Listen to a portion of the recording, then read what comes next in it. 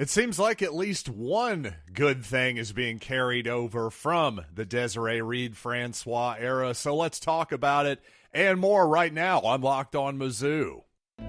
You are Locked On Mizzou, your daily podcast on the Missouri Tigers, part of the Locked On Podcast Network, your team every day.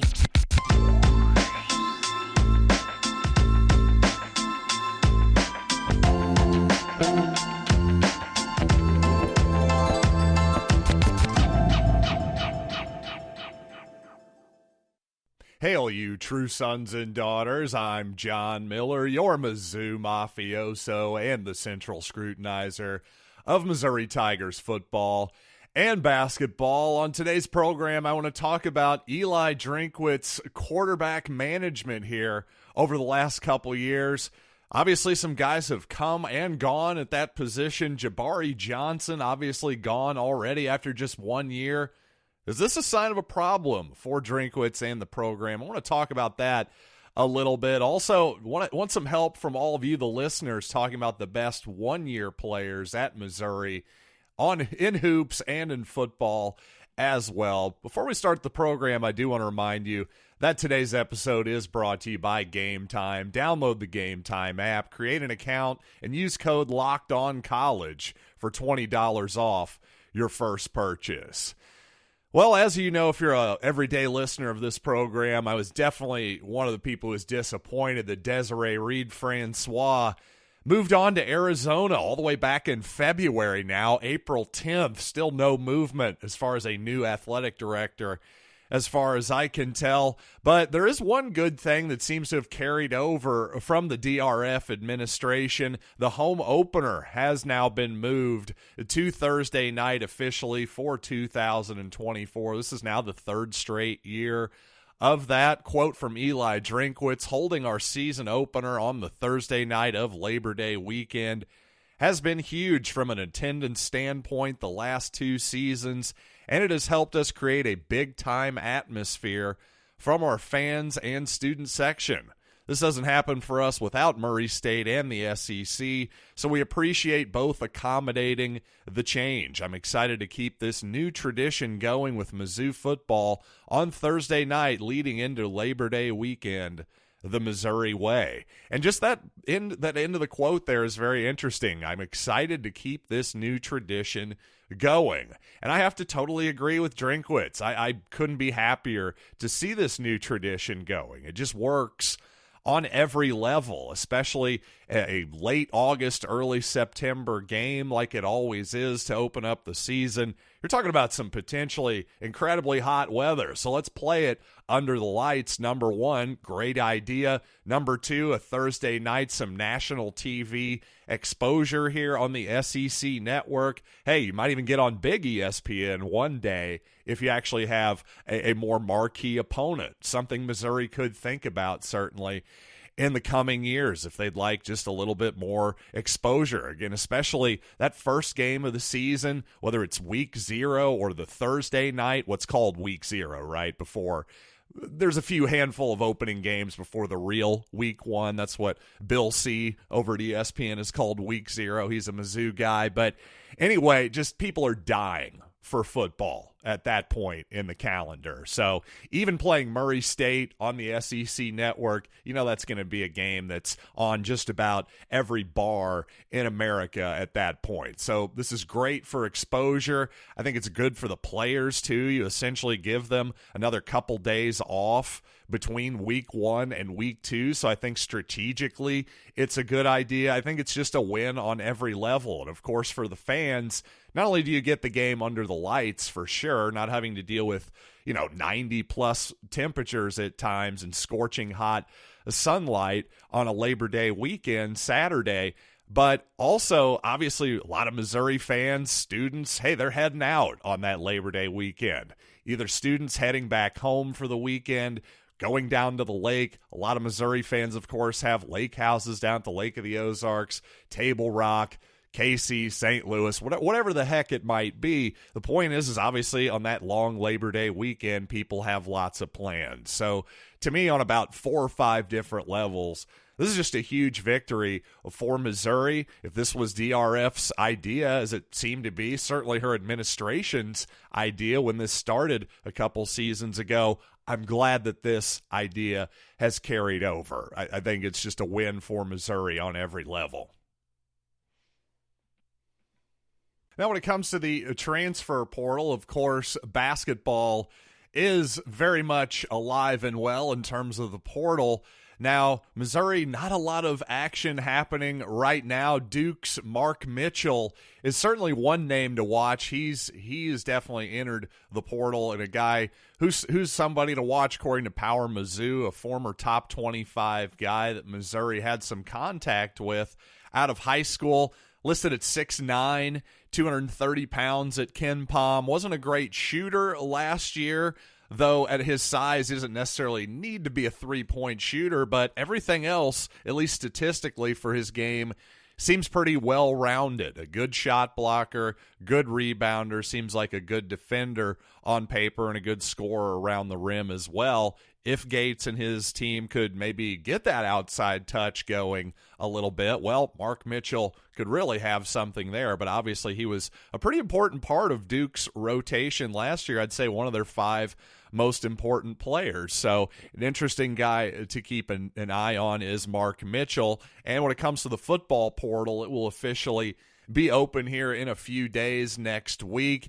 And according to Power Mizzou, some sources say that Kyran Montgomery, Missouri defensive lineman, who was a big-time recruit out of high school, had some injuries, just never quite got his footing at Missouri. He plans to enter the transfer portal. Also, Ryan Hoerstkamp, a tight end, who I was a big fan of coming out of high school. Well, obviously we've seen him be surpassed by Brett Norfleet, and also Jordan Harris, I believe, is ahead of him on the depth chart, and Tyler Stevens is as well. So just not a lot of obvious paths to playing time there for Ryan Hoerstkamp.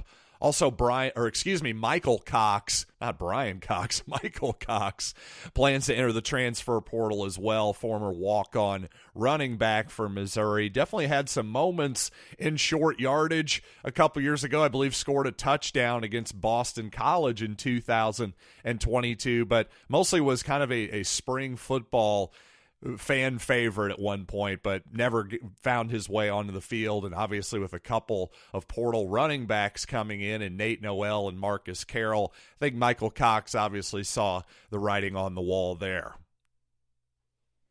And one more final note from Gabe DeArmond here. He's told that we'll get a full reveal of the North End Zone plans in a week from tomorrow. That's Thursday, April 18th.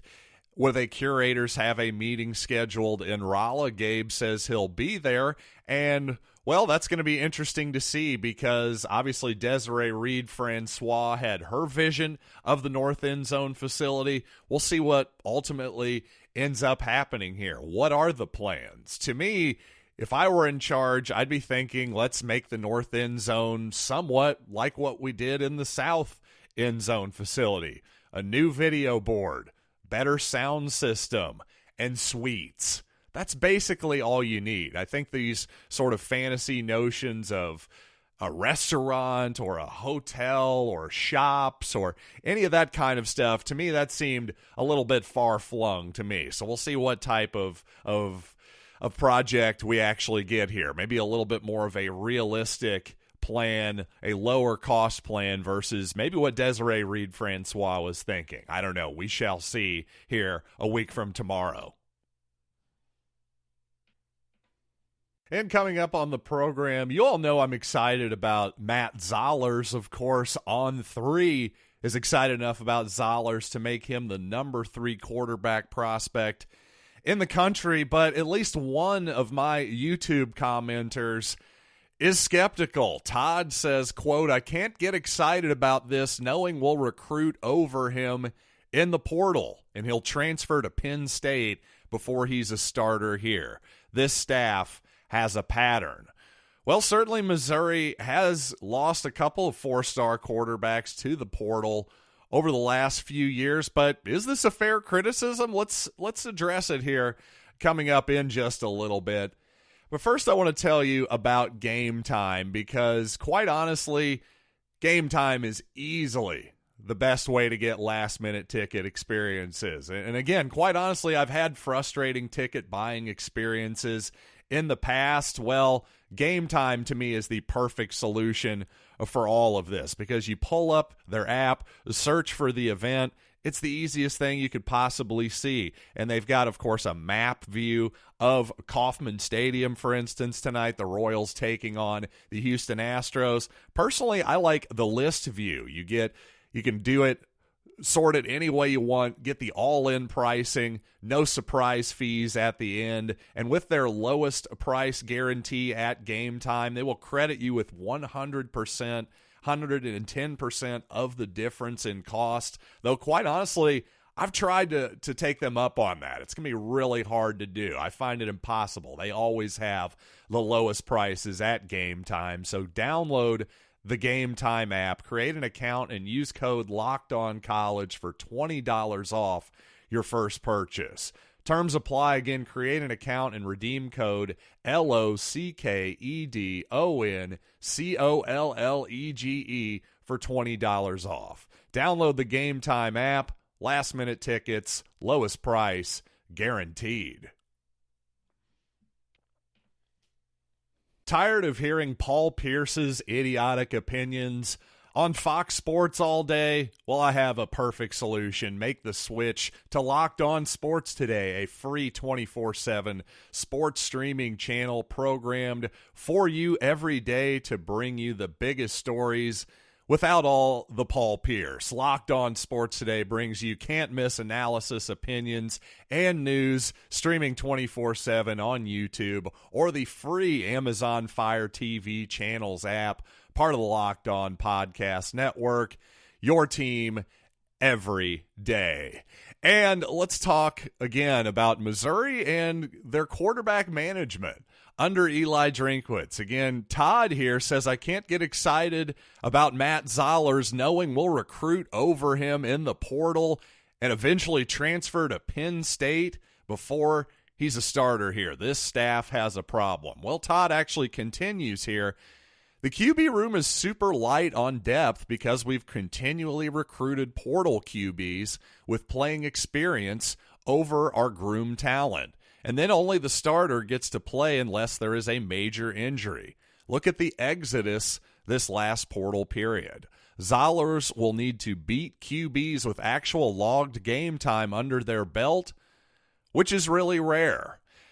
Now here, I think there's some interesting points there by Todd. I definitely don't agree with everything, but the thing of, hey, I do think it's fair that to say that Missouri has not given anybody other than Brady Cook the last couple years really a chance to play. Even when Missouri is blowing teams out, would it have been nice to have seen Sam Horn, for instance, get some reps, some more actual reps, let him throw the ball occasionally? I think so. I think that's a legit criticism. I really do. I think Missouri could have managed that a little bit better. But you know what? One of the greatest coaches of all time, maybe the greatest coach of all time, Bill Belichick, was famous for leaving Tom Brady in until the bitter end as well. So I don't know. Perhaps Eli is just taking after Bill Belichick. But in terms of actually recruiting over guys, the guys out of the portal, well, I think that that's actually a bit of an unfair criticism because at the quarterback position, each and every year you're going to have to grab at least one guy because of the nature of that position, because you are going to have a lot of turnover. And by the way, look around the country. It's not as though Missouri is the only place that is having quarterback turnover.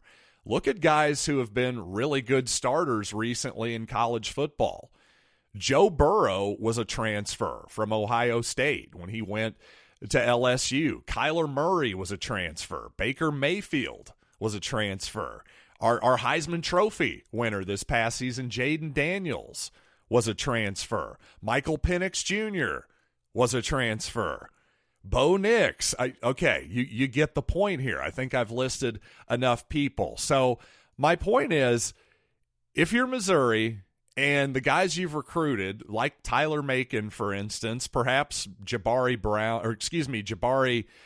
Johnson to a lesser extent, maybe they just aren't quite who you thought they were. And I really liked Tyler Macon coming out of high school. But as my colleague Brian Smith likes to say, evaluating quarterbacks is maybe the hardest job to do as an evaluator of high school football talent. And I'll just say in general, one thing I've learned a lot now doing 900 plus episodes of this podcast is evaluating high school football players in general is really hard. I think it's easy to see the guys who have college football SEC type talent. I think those guys are pretty easy to spot, but actually spotting who's going to be good at that level, that's a whole different thing, especially at the quarterback position, because again, most of those guys are going to be just athletically at a different level than a bunch of other guys that happen to be attending the same public high school, for example. So yes, they're going to pop and they're going to stand out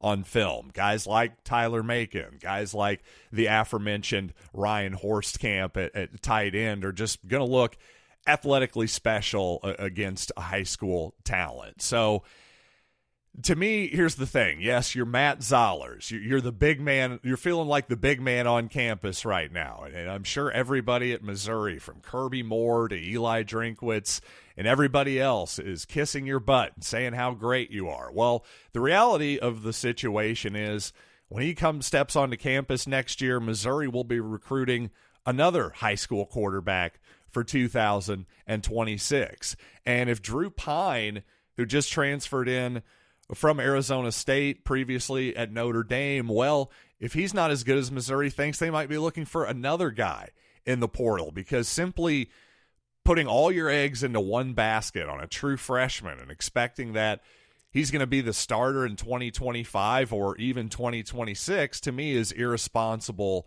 roster management. You have to have competition at every single position on your roster, especially the quarterback position. It's not just well, here you go, Matt Zollers, you're our guy now. They didn't do that with Sam Horn. Hey, Brady Cook's been the starter. He's a Barry Odom guy. So if you want to say that maybe the quarterback evaluation in high school so far by Drinkwitz and company has maybe left a little bit to be desired, maybe that's a fair criticism. I will, again, just point out how difficult of a job that really is. I think really what you need to do, again, it's about volume. You've just got to get guys who have high athletic profiles, guys like Horn, guys like Zollers. You got to get at least one every year, and hopefully, eventually you're going to find the right one, and one of those guys is going to work out. I think just get volume, obviously try to do the best you can at evaluations, but at the same time, I think this idea that we're recruiting over the young guys already on the roster, I just don't think that's really that fair of a criticism, because nobody really said that about Cody Schrader, for example. Like, oh, we're playing him over the young guys. Like, that doesn't really make a lot of sense to me. You play the best guys who are out there. Again, I do agree with the notion that certainly we could have given Sam Horn a little bit more time last year when we had a chance, but it wasn't meant to be. And coming up, back in the day, there weren't a lot of one-year players, or at least notable players that played just 1 year at Mizzou in either hoops or men's football. There isn't women's football in there. Men's basketball or football, either one of those sports. Suddenly, though, the list of one-year stars at Missouri, especially on the basketball side, is starting to get pretty long. So let's talk about that coming up here in just a little bit. But first, it's playoff time in the NBA and in the NHL. Baseball's in full swing, and FanDuel is your place to bet on every game. Right now, new customers get $150 in bonus bets, guaranteed. That's $150, win or lose. Bet on everything from slap shots to home runs to slam dunks, all on an app that's safe, secure, and easy to use. What are you waiting for? Visit FanDuel.com/lockedon and make your first bet an automatic win. And heck, take the Royals today, perhaps. Maybe the Royals are actually good this year. well, maybe we should beat up on somebody other than the White Sox before we get there first. But plus 102 against the Astros, I like those odds. The Cardinals with Lance Lynn on the hill, plus 118. Slight underdogs at home against Aaron Nola and the Phillies this afternoon. But regardless, again, what are you waiting for? Visit FanDuel.com/LockedOn and make that first bet an automatic win. It's FanDuel, America's #1 sports book.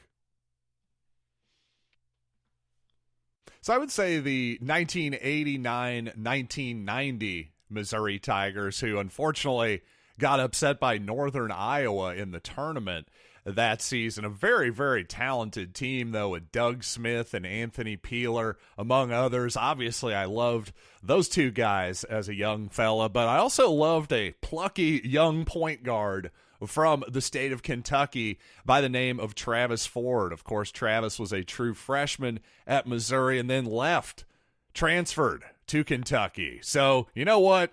The heck with Travis Ford. I'm still mad after all these years. He's not going to make this list of best one-year players in Missouri history. And by the way, on the football field, this is going to be a really short list. Again, please, all of you, help me out here. I'm sure there's got to be some guys who I'm forgetting here on both the football and the basketball side. So hit me up on social media or in the comments, wherever you want, at Locked On Mizzou, and I'll definitely fill this list in as we go here in the future weeks of the episode. But really, I could hardly think of one-year players in Mizzou football history. Of course, Kelly Bryant came to mind. The Clemson transfer, played 1 year as Missouri's quarterback during a highly disappointing 2019 season, especially from the offense's side. So hard to put Kelly Bryant up there way high on the list. Blaze Aldridge, a recent linebacker who was a part of a not-so-good Missouri defense, but really DJ Coleman, I would say, who transferred from Jackson State, I believe. He was an excellent pass rusher for 1 year for Missouri, a part of a really good 2022 Missouri defense. But really, other than DJ Coleman and the two guys I just mentioned earlier, here's a guy I just thought of just off the top of my head. He's playing in the NFL currently for the Minnesota Vikings. Caleb Evans, who, of course, transferred from Tulsa, played just 1 year at Missouri. Not a great Missouri team that Caleb Evans was a part of, but certainly he was a really, really good player in just his 1 year at Missouri. So I would say a Caleb Evans, DJ Coleman, so far, again, among guys I can think of. Maybe there's somebody back in the 60s and 70s that you guys can think of. By all means, let me know. I'd love to hear about it. But let's move over to the basketball side, where really the 1 year phenomenon, not so much a Travis Ford thing, it really started during the Frank Haith era, I would say. Of course, after Missouri lost in the first round to Norfolk State in 2012, a whole bunch of seniors left. Really, only Phil Pressey came back from that team. Of course, Lawrence Bowers was injured the year before. So in came Alex Oriaki from UConn, Keon Bell as well. And I thought both of those guys were excellent players in their 1 year at Missouri. I still just was disappointed with how that 2013 season ended, because that's sort of a forgotten good Missouri team. Not a great Missouri team, definitely one that was fun to watch and showed that Frank Haith could take a whole bunch of guys, put them together, and certainly put together a good offense. No doubt about that. Now, a guy who sat that entire season, played just one season for Missouri next year, of course, Jordan Clarkson, probably the most accomplished NBA player who ever played at Missouri, other than Michael Porter Jr., who, by the way, cannot really make this list, can he? Can he be one of the best 1 year players in Missouri history? Well, if you just look at his NBA stats, then obviously he makes it. But in terms of college production, it was basically next to nothing for Michael Porter Jr.